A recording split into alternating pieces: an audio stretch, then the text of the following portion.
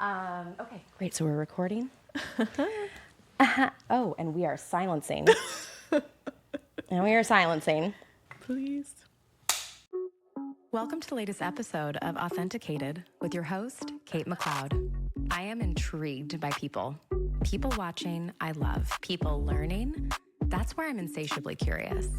I'm interested in the why and how of the creative mind's pattern of thinking, the subtext to the creative thinker, or in its more conscious and malleable form, the creative conscious.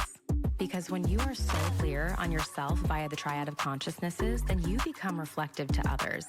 Meeting yourself is an infectious practice because what feels good is infectious and something I think we could all use a good dose of. So join me in conversations with a diverse arsenal of creative thinkers, from artists to entrepreneurs to serial thinkers ready to optimize their creative conscious. With me, self-made and self-proclaimed creative entrepreneur. Sounds hot, right? Terrease Rebecca Aiken, welcome to Authenticated. Thank you for having me. Thank you for being here. Yes. I have been listening to your music all week, your harp music. It's such a big, beautiful instrument. And what kind of struck me this week was like, that is the daintiest, most angelic sound coming from this like big, beautiful instrument. Yeah, this massive diva of an instrument that takes me forever to move, right? She's so extra. That's what I like to say about. I actually named her after Diana Ross, not because Diana Ross has been extra or anything, but she's a diva. She takes up space. She takes up space. As my harp does. So have you ever, of course, have you ever taken her on the subway? No. Oh my gosh.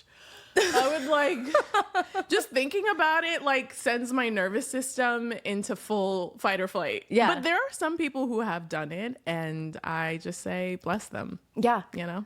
No, I've seen people move really massive things on the subway. I will never be one of them. Yeah, it's New York City. So, you know, we've seen some crazy things. Exactly. Yeah. And also I can't help but think I'm like, I am a moving target because I can't move fast with these things. And it's also just like so expensive and so precious to me. I don't want people touching it, breathing next to it. Mm-hmm. I don't want any reason for me to lose access to this amazing instrument, because it's not like you can just walk on the street and just buy a harp. So we try to stay away from subways. How does one procure a harp? Well, I am really lucky because I actually got introduced to the harp by my uncle, Bill Grant III. He was a harp technician and also a harpist.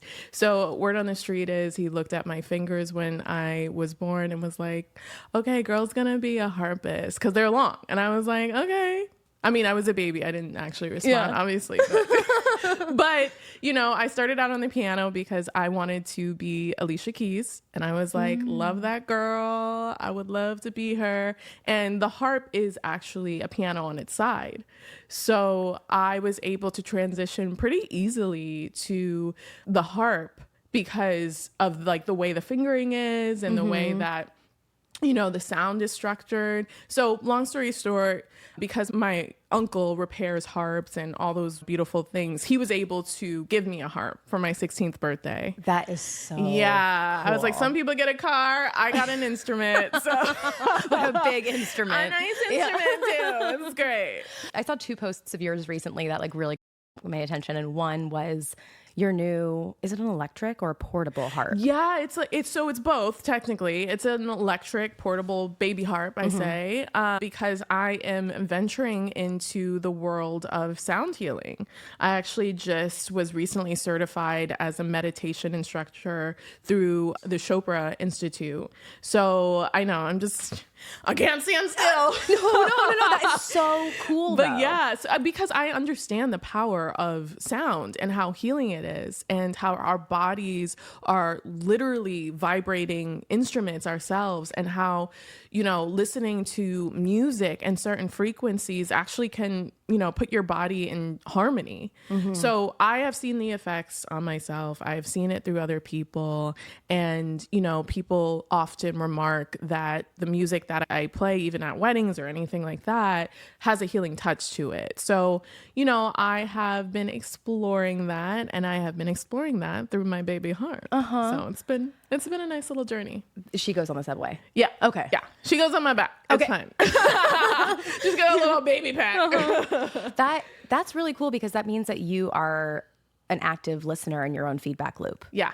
I definitely try to be, I think that's the only way you grow, just to kind of see what other people are experiencing. Because it's one thing when you're in your house, in your home, playing your instrument, working on your craft and seeing how it affects you. But it's a different thing seeing how it affects other people, Yeah. And I believe as human beings, we are meant to experience things through other people, with other people. If we were supposed to be alone on the planet, we would be, So I do try to take feedback into account whenever I'm showing up. Well, because creativity in a sense is a conversation. Yeah, definitely. Period. Yeah. Period. And if you're open to it, I believe that it can really inform your purpose and your mission here. And it can help you get clearer on what that looks like for yourself. I find it exciting. I find even constructive criticism exciting, or people constantly giving you feedback on what kind of music you should play and things. You're like, yeah. It's like, it's the hardest thing. You're like, that sounds awesome. I'll definitely try that. Wait, what's your relationship with your ego then? Ooh, thank you for that. You're welcome. My relationship with my ego, that's a really great question. See, that's why I knew I was gonna come in here. And you're gonna think some thoughts and feel some feels. I'm gonna think some thoughts about stuff. I feel like that is obviously constantly evolving. Right now, what I would say is that learning how to distinguish my ego from my intuition has been a new learning curve that I have been trying to be comfortable with, because I recognize a lot of what my ego masks itself as is my anxiety and control. A lot of the times what that looks like is having a performance, having a gig to do, and working on trying to make it perfect. Trying to make sure that everything is exactly where I want it to be. There is no room for mistakes. I've thought of everything, nothing can go wrong, right? And obviously when you show up on a day, something goes wrong, because life, it's life. Whether that's a piece of hair being out of place, or me forgetting something, or all of these things that honestly I could spend days, weeks prepping for something, and there's still something that is out of my control. Mm-hmm. And, dealing with those thoughts, those negative self-talks about oh, you should have been more prepared, or this is going to ruin everything, and blah, blah, blah. And learning how to reframe that and recognize that maybe it's something new and exciting can come from this, because I didn't plan for this. And maybe if I let go, I trust, I surrender to it, maybe this experience is going to teach me something or give me something better than I even thought. So when it comes to my ego, I'm really learning how to surrender and trust. And, it still doesn't mean you don't prepare and you don't show up and you try to do your best, but where do you let go and trust that how it comes up is how it's going to come up? To understand that it's going to turn out better than you thought. If something goes wrong, it's like, oh, well, that's exciting. What happens? Exactly. And I think there's a shift that can happen there of that fear, be like, oh, it's so sweet. I care about this so much. I'm really invested in here. And I find a lot for myself and other artists equally is that sometimes because we sign up to feel the feelings and to go to these places and surrender, I feel like sometimes anxiety, because it's so good at disguising itself, sometimes we can feel these deep feelings because we just want to feel as artists, but it's not actually that deep for that thing. No, it's never that deep. Literally, it's never that deep. Something upset me so much the other day, and I voice memoed my best friend, and I was telling him everything about how I felt. And his response was, I'm just going to give you a call. He gives me a call and he was like, I don't buy that you care this much. Oh my God. And I was like, at first. And then I was like, okay, Yeah. Yeah, I guess I don't. But I guess I also miss acting. Yeah, I went there because I needed a moment. I needed a dramatic pause. I needed to feel something. And I'm like, well, at least That it's is at so my real. core. Like, I really can do that. Like, that's so good. I'm not musical. I've tried many a time. Not. You sing in the shower, right? Oh, yeah. Yeah. Oh, and here Yeah. in this apartment, I am a performer. Yes, I love that. Yes. Take the stage. Yeah. Step in your light. Oh my gosh, the dance moves I'll do at night. And I'm like, Gosh, the dancing at home. It's unlike anything. it's unlike anything. Oh, it is unlike anything. Let me tell you. But when you have a song and you're doing your interpretation of the song, obviously the sound is very different on a harp than it would be for some contemporary composition. But you're also doing it for, like you told me before we started, you're getting into your wedding business and focusing on your branding for like how you can be at events. So you're leveraging your lens, but also the desires of the people who want this song. So like, I know this is a really abstract question, but what is your approach to that? And what does the song look like when it's between all the parties involved who get to have a say? Well, I have a pretty extensive song list, and I let my clients pick from there. I always take into consideration the type of music that they listen to, their type of vibe. And I think from there, I kind of get a feel of like, oh, okay, this couple really loves R&B. So that means that they're looking for something like this sultry feel, this laid back, this relaxed, cool kind of vibe. And how can I add that to the songs that I already have, right? Okay. So we focus on those songs from that genre. And then I also just think about playing with pacing and rhythm and different ways that I can play it on the harp. Because it's such a unique instrument, it means that the covers can be unique as well too. Yeah. And there's freedom and flexibility in playing that. It doesn't have to be exactly how you heard it on the radio, right? But there's a way to still give it your own style and feel while still holding on to the original composition of that song. So I just try to play around with how that feels, how that sounds. Luckily, I have a pretty good ear, so I'm able to kind of find ways to incorporate like ways to luxuriate that kind of feel on the harp. Yeah. Make it like really, really classy and like special. I do try to explore different ways that might come up. Do you go into a flow state? I do. What visuals come up for you? What does a flow state feel like for you? Well, it's so funny. I don't get any visuals. I just get silence. And it's great. Just playing. If I play, I don't really know the amount of time it takes me to get into the flow state. It really depends on what I'm doing. But when it comes to performing and playing a song that I have played for hours before, there is definitely this meditative experience that I get that feels as though there's just stillness. There's no fighting, there's no resistance, there's just this present moment. And it's so easy to give way to that when you're in that state, right? And then it like ends and you're like, oh, like that happened so fast, you know? Yeah. So definitely, it definitely feels meditative. Meditative when you're in your own flow state of playing. For sure. What about when you're listening to music? Yeah. Because I loved that piece of content. Your harpist on the way Oh to my your gosh. event and what they listen to. Yeah. Because sometimes I think to myself, I've had a couple people be like, what are you listening to? Or like friends be like, can I listen to it? And I'm like, okay. The deer in headlights. And And they're like, oh, wow. I'm like, yeah.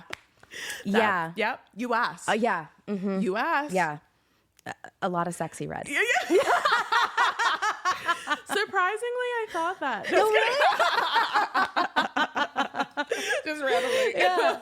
But I mean, it has such a broad scale of what it can do for you, especially when you have such an intimate understanding for it. So yeah, and I think that's one of the reasons why I feel very versatile in terms of the songs that I'm able to offer in my music, because I have always grown up with a wide range of music around me. You know, from a young age, my mom was always playing like rock, jazz, R&B, pop, you know, anything that she really wanted to listen to, we all listened to. Okay. And there's beauty in being able to hear how all of these different styles of music are played.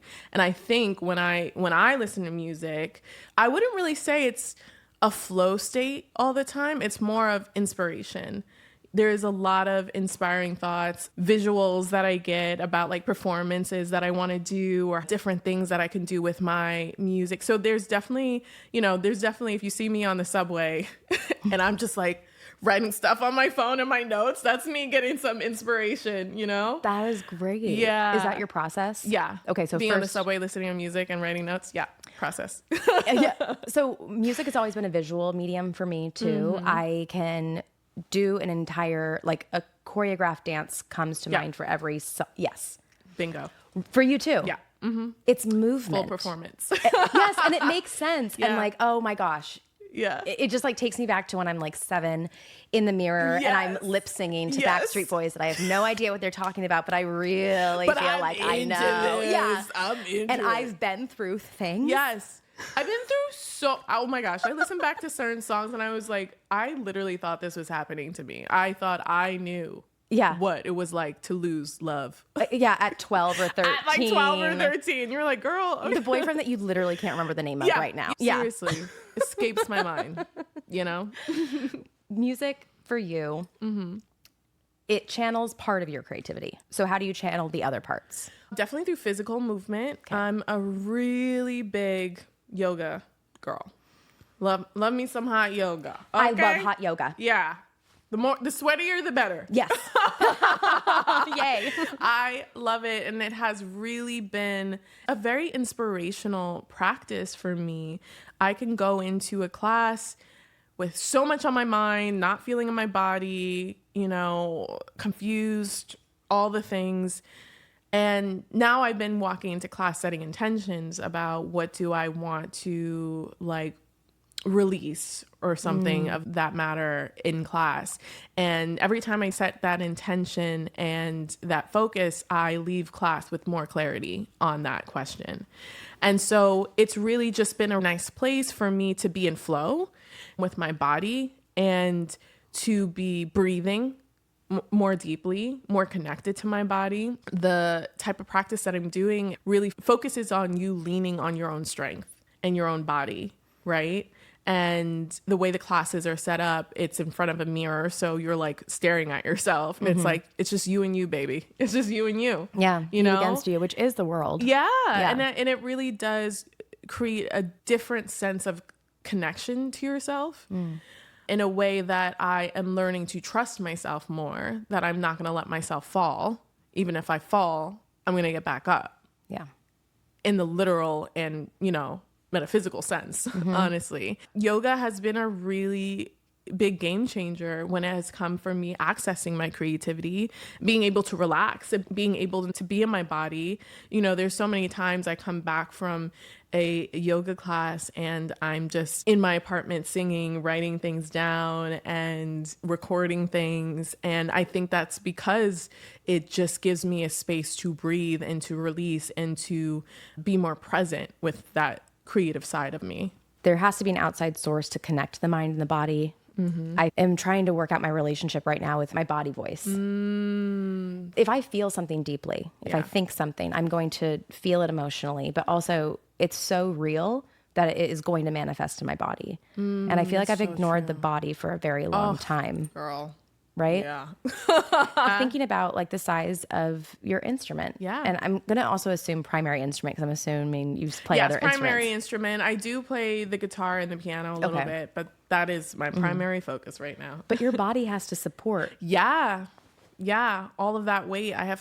You kind of cradle it between your legs and it leans on your shoulder and you have to have posture, like good posture for that. And you have to keep your arms, lifted, and you're also using your feet. So your body is involved for prolonged periods of time, right? Another reason why I do yoga, because I want to be able to stretch. And I want to be able to move and not get up and feel like, why does my back feel this way? So, being in your 30s now, everything hurts when you get up. Yeah. But also I want to tie my own shoes when I'm 70. That is high on my list to do, actually. So ever since I've started touching base with more of my physical strength. I've understood more of my emotional and intellectual as well. Wow. Everything's so reflective, where if it's true in one part of me, I would venture to say it's probably true in other parts of me. That's so beautiful. Thank you. Yeah. I don't think, we were talking about this earlier, like no one is one dimensional. Everyone has so many facets to them.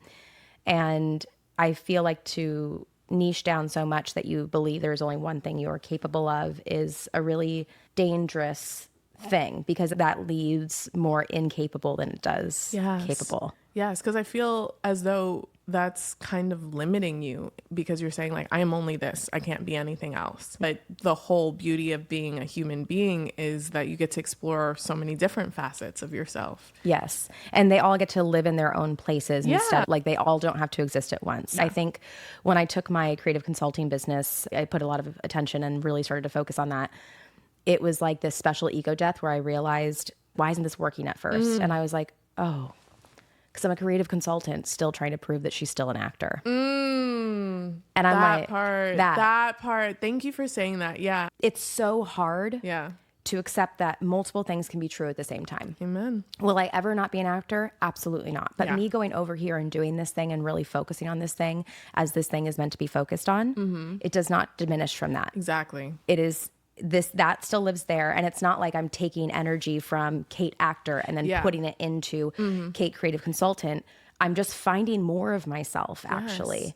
Yes. And that's where I'm locating the Kate that exists in that container. I love that. It's kind of the visual that comes up for me when I think about that is you're on a stage and all these different parts of you exist and you're just putting the spotlight on one thing right now. It doesn't mean that other thing goes away. It's just the spotlight's on this right now. Yeah. Yeah. You've stepped away from acting recently too. It's a very hard industry that's still trying to figure itself out right now. There's going to be so many changes. After so many things that have happened in the past 5 years. No, really. And I think that leverage is getting redefined in the creative industry too. The economy of attention and making sure that you have people who are already paying attention to you, that you already have that magneticism before you even get to some sort of representation, the liaison to your bigger opportunities. But talk to me a little bit about how it's been to put other things not in the spotlight, but to focus on your business as a harpist. Yes. Going back to that ego question, it's been really hard to let ego let go of control. Yeah. Especially when it's something that you have made all of these ideas and plans in your head about where you thought you were going to be, who you were going to be acting with, and the kind of career you were going to have by this certain time. And you had everything set. You went to one of the best acting schools in the world, and you had a plan and you were ready to do it, girl. And to wake up one day, and actually my brother is one of the people that kind of sparked this awareness in me, because he was just asking me like, how's acting? And I just started crying because I was just like, it's not fun to me anymore, the way that I'm doing it. When you put the spotlight on something else in your life, it doesn't mean that this other part of you just is gone forever. Like you just don't even have access to acting. You can't even say anything from a Shakespeare play. Like you don't know how to read play. It's not that that's gone. It's just, I'm realizing this is not the industry that I went to school for, right? That I was taught to believe that if you follow this certain path, then you're going to get work, right? So many things have happened outside of my control. And not to come from a victim consciousness or anything like that. I just recognize things are changing. So it becomes a question to yourself. What are you going to do in yourself? How are you going to change? Exactly. So I'm a really big believer, and I'm really into metaphysics and quantum physics, all those things, baby. Like I can go down a rabbit hole. And I'm a really big believer that if your energy is spread up across like so many different things and you don't really have one focus or one, thread, this plan that you're doing, it's really hard to manifest more of what you want. Yes.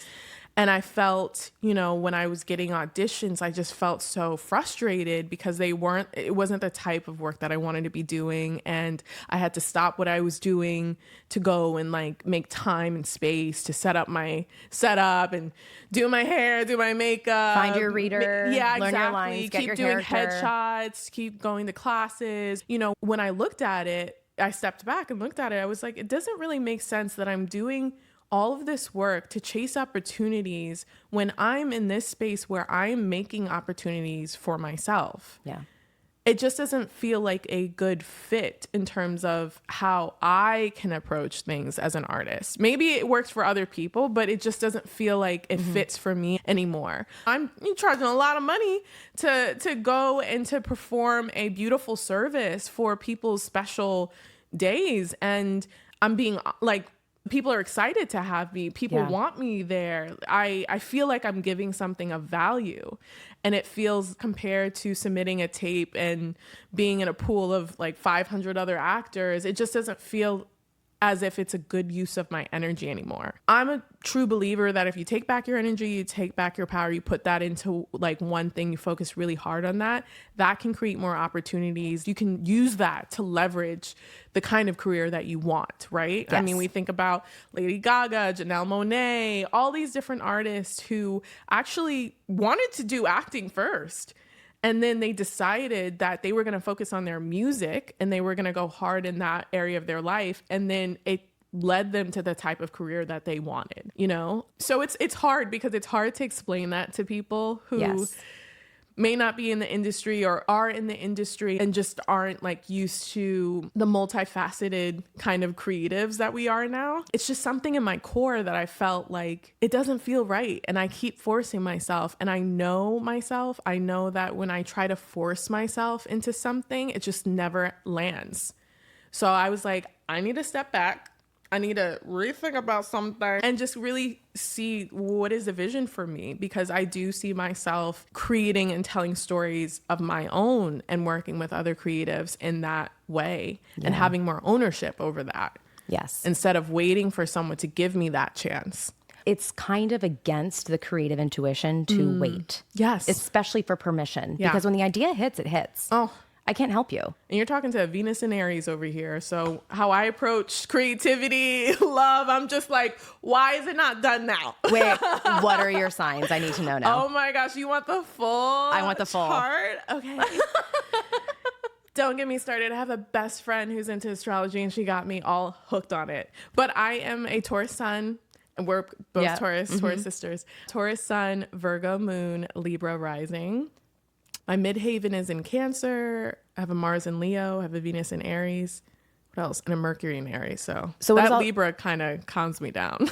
It's like basically on one side it's fire, and then the other side it's earth and a little bit of air to be in the middle of all of it. So I don't know my chart that extensively. I will actually on Friday. I'm going on a podcast all about human design. Oh my gosh. Which I'm so excited about. Obsessed. But I had to double check. I just had a feeling. I was like, I don't think the time I have of my birth is actually accurate. And I was like, before I do this, I really want to know. So you can't trust your mom for your birth time. Didn't know that. But on my birth certificate, I was like, okay, so it's 7 hours and 49 minutes different. A lot happened. We give them grace because they did like push us out. So they had a lot on their plate. I think they were focusing on something else. Yeah, I think so. I'm like, you weren't checking the clock? What were you doing?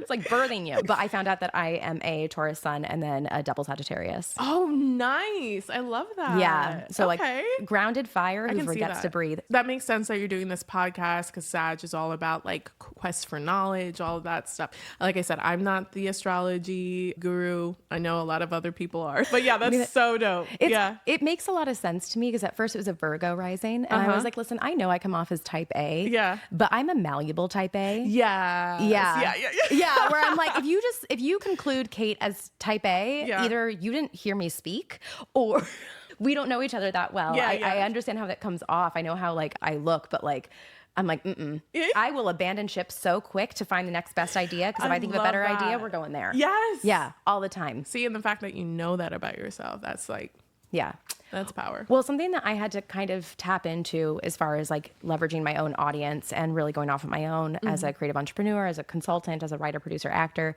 is I just had to accept that my evolution was going to be public. And oh my gosh. How was that for you? I mean, ego deaths, a lot of ego deaths, but I don't want to delete anything, you know, as far as like social media goes, even though I no longer align with that, like that version of the branding or like what I was saying at that time. I'm like, no, I think actually the evolution is really important to me. I think it's really important to understand my mistakes and then also to do a glow up. Even when I was a kid, everyone's like, why do you want to be a movie star? Why do you want to be an actor? It's like, because I want to be a good influence. Yes. And I love that. I just think that the way I think is pretty cool and it works really well for me and it's worked really well for other people. And once that's how I fell into consulting is I was like, oh, I didn't know that way I think is just so different. But it comes from creativity. Yes. And everything is a creation. I hate it when someone's like, oh, well, you signed up to be a starving artist. No, you didn't. No. It's called a creative business. Exactly. That's what they want you to believe, while other people are thriving and supporting themselves on our creativity. Yes. But we have to starve?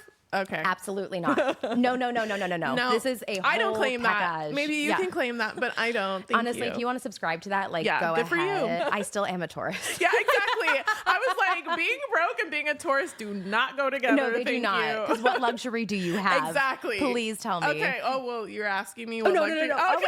Well, I mean, indulge us, please. No, there's too many. It's okay. Too many things. I'm like, listen, I love a spa day. I love a relaxing day. gosh. I'm also trying to build my work op. Me3 is the name of my consulting platform. And I'm trying to build it so that I can have weekends off and also only work 4 days a week. Please. Because I want to like build that model so other people can do that. Exactly. That's kind of where I feel like I'm falling into right now and really considering bringing people onto the team because I see myself expanding and I can see if I position this correctly, like I can work less. Okay. Like it's about being smarter. Yes. It's about like working smarter, not harder. You know what I mean? And recognizing that and leveraging that is not a bad thing. I think the ego deaths for me that came up in that space is like feeling guilty and feeling weird about having such a unique talent that I have learned how to position and it being easy because I've just always grown up around like struggling to earn money, to earn a living. Right. And to work on that generational pattern, that belief system, and realizing that like, actually, I'm smart enough. I'm capable enough. I am beautiful enough. I am talented enough to figure this out. I have all the resources. It's just how do I use them? You know? And that truly becomes, I think, I'm a big fan of therapy. I'm a big fan of therapy. And it really helps you learn your blind spots and helps you evolve out of this victim consciousness that I think most of us have been conditioned to accept because it's easier. And it just gives you more self-awareness to have more control over your life. Absolutely. Yeah, as much as you can. What would past versions of yourself think about this confident version of yourself now? Oh my gosh. These questions, girl, I love it. I think these past versions of myself would be so excited and so proud, even from a level of disbelief that that's me, you know? Yeah. And I truly don't even mean it by just the accomplishments that I've had or the achievements that I had. It's more of being able to look back and reflect in all the moments of darkness or pain that I have gone through, how I have found ways to transform that into light. It's being able to recognize all those past versions of myself that really felt stuck, felt like I didn't know what I was doing. I don't know where I'm going. I don't know if anyone gets me. Feeling so unsure and not confident, not in my body, to know that I can do that and I can create safe spaces for myself. I can create the life that I want.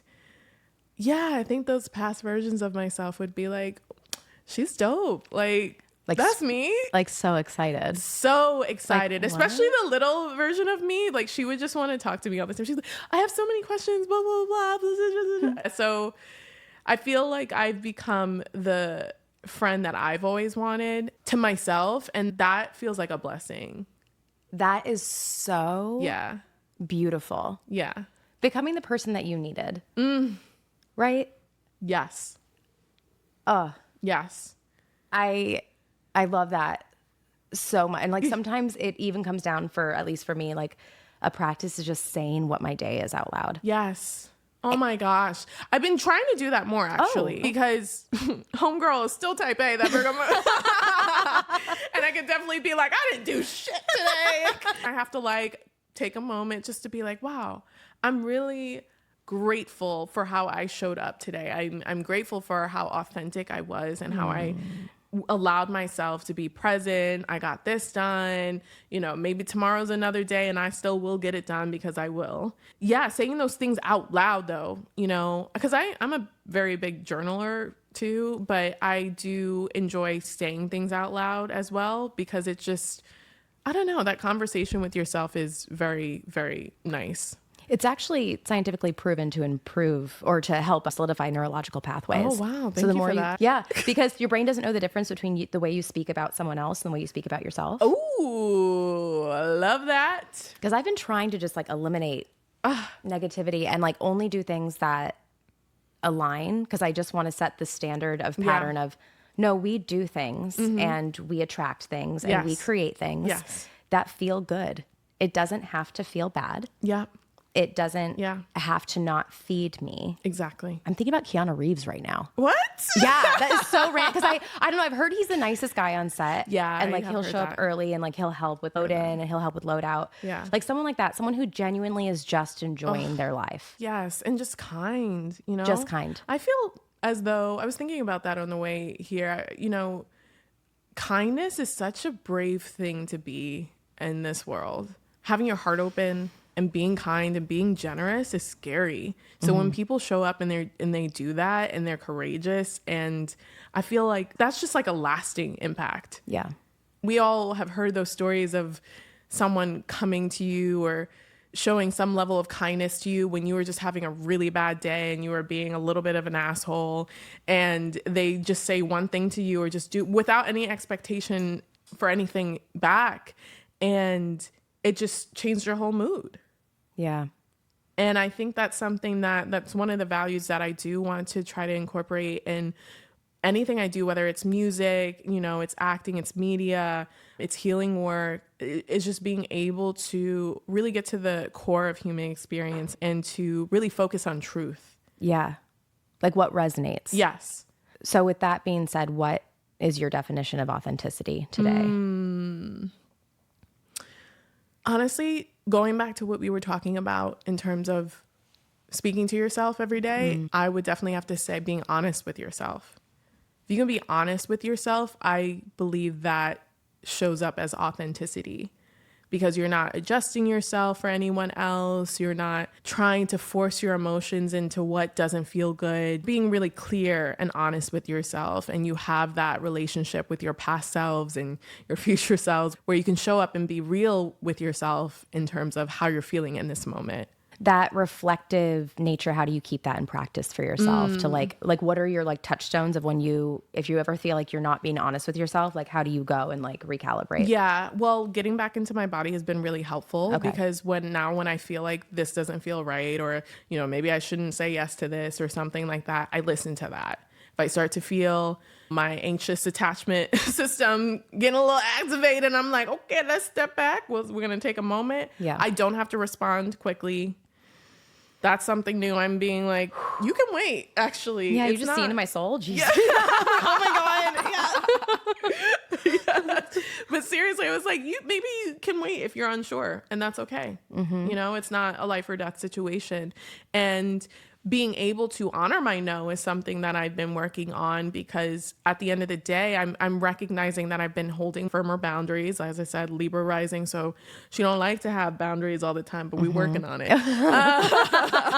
And recognizing that when you have boundaries or you say no to something that doesn't feel right, it either removes the things that aren't supposed to be in your life or it deepens the things that are.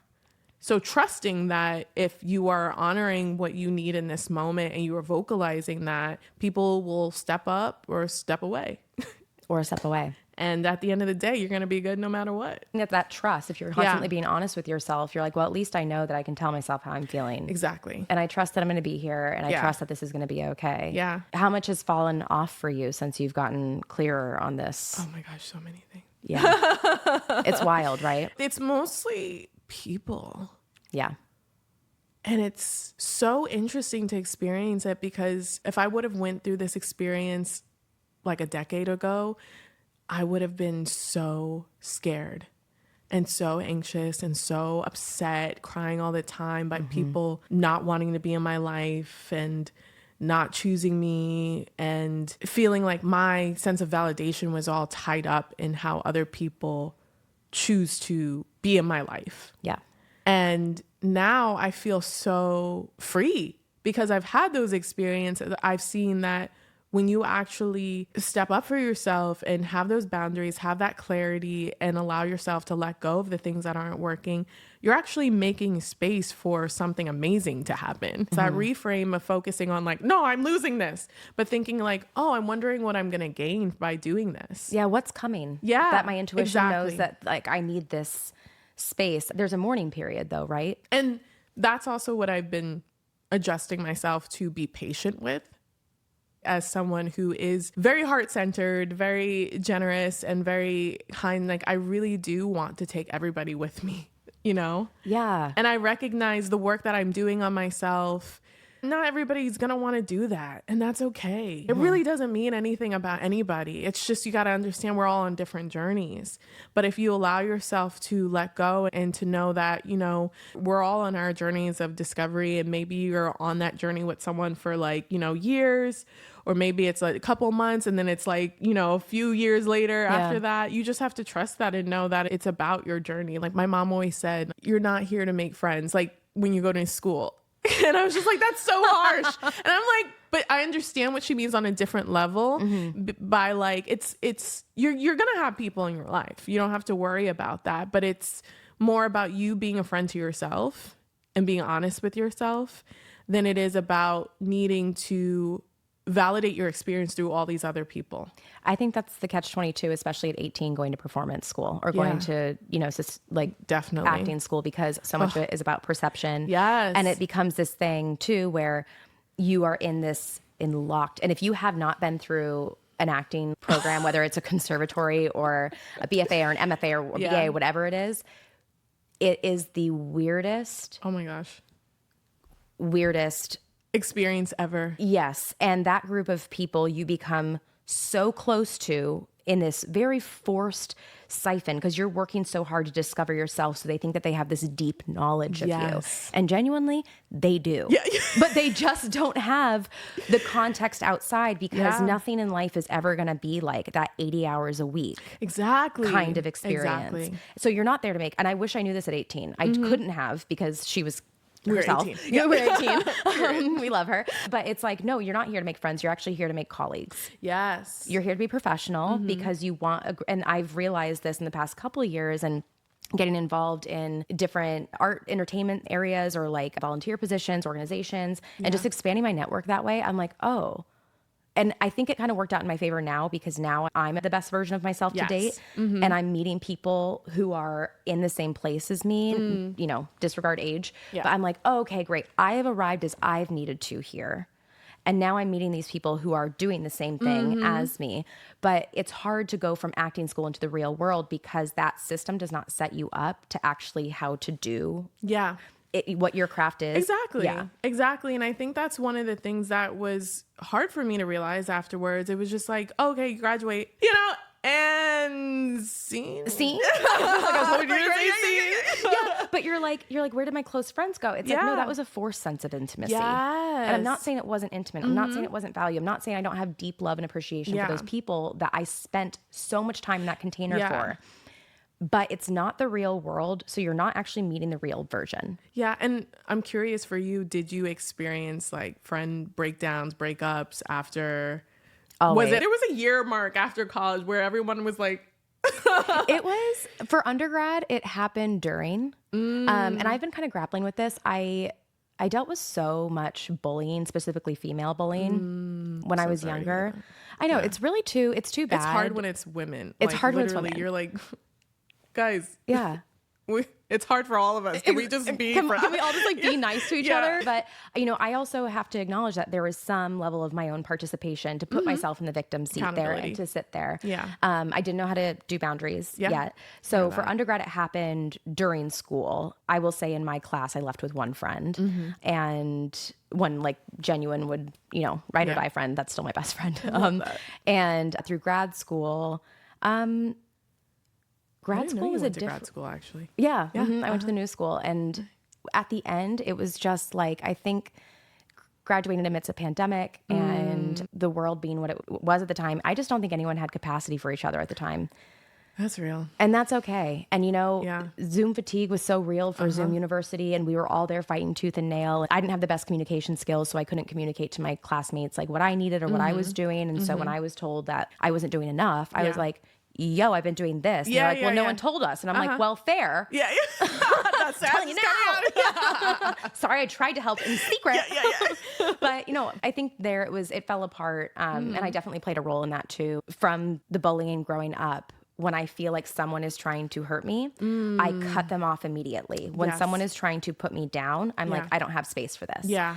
And because it was female bullying specifically, I went through a period of time where I only had male friends. And then I was, and then deeply missing that. And like, if my self 10 years ago knew that I was sitting here with you, that I love my girl Uma who did my nails earlier, and that I'm gonna go out with my other female friend to go listen to a science lecture tonight too, like that would make me scream. I'm like, we have female friends? Like, shut up! Yes, like it's we do. That's what I mean. Like that, I completely understand it. Like I have experienced similar situations, and it's been hurtful to go through that, especially when you feel as though you do have that female friendships and you do have that strong bonds, and then when you realize that it wasn't actually what it was, and the hurt and the realization that comes up from that, and the bullying, it's really difficult. But also recognizing yourself, like you were saying, having boundaries now is why I have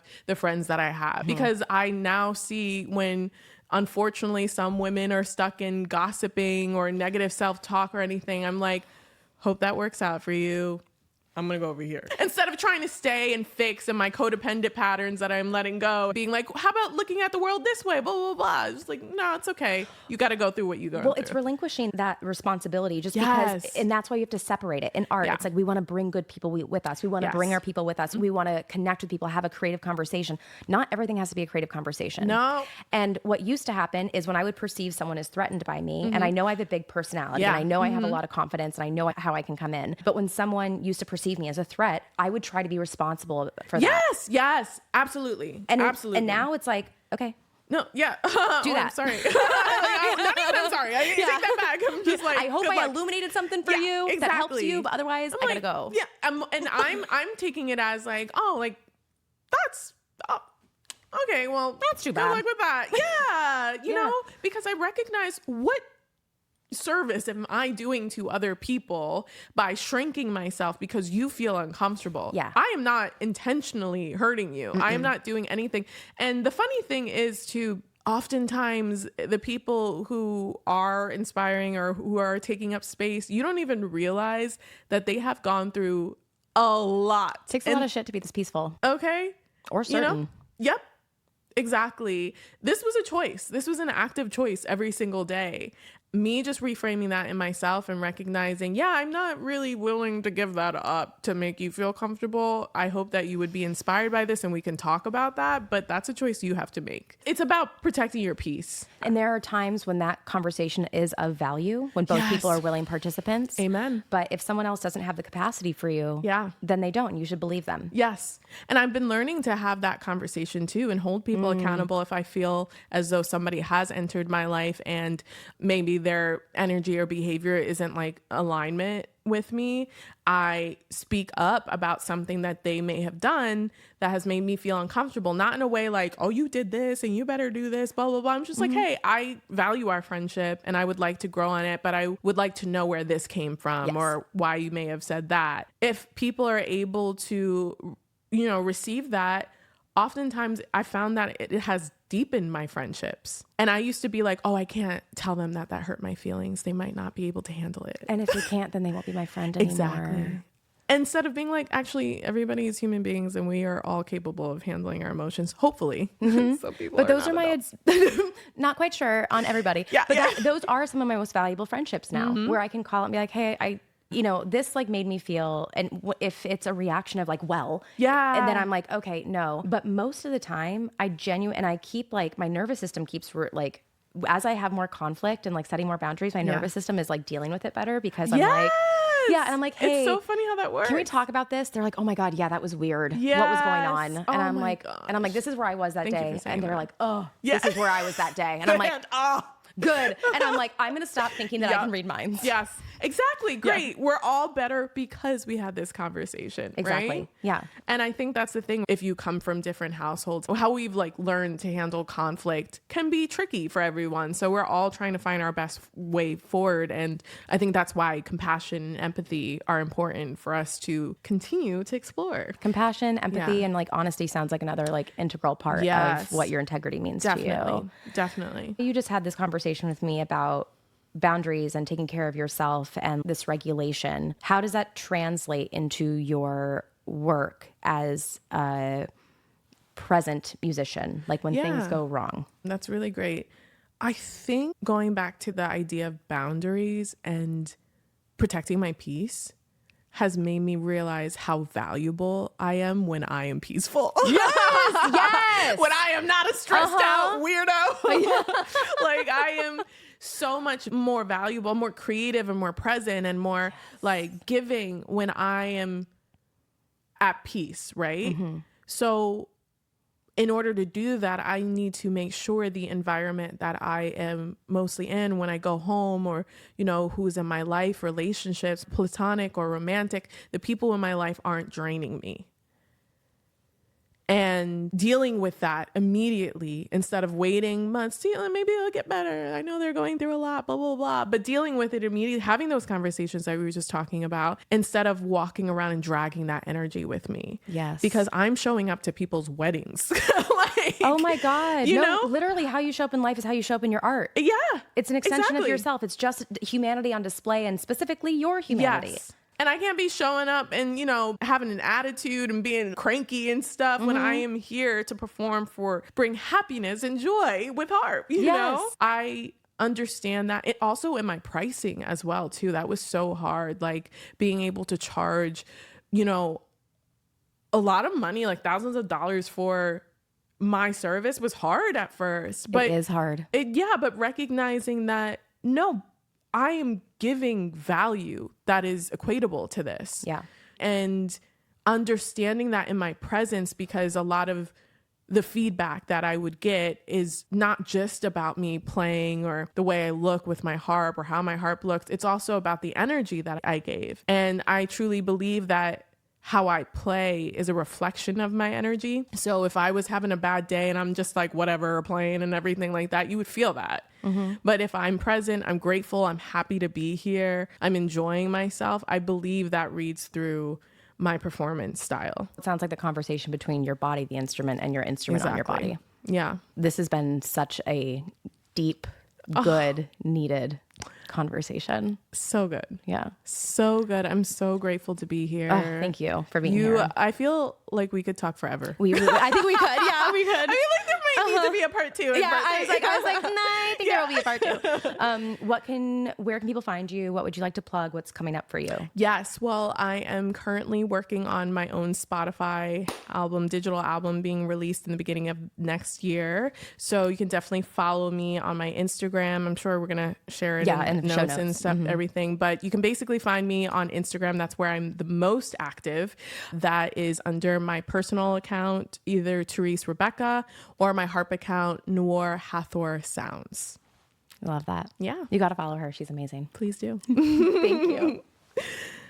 Oh, yay. That was... And that's the latest. I'm honored to have been part of your thinking sphere today.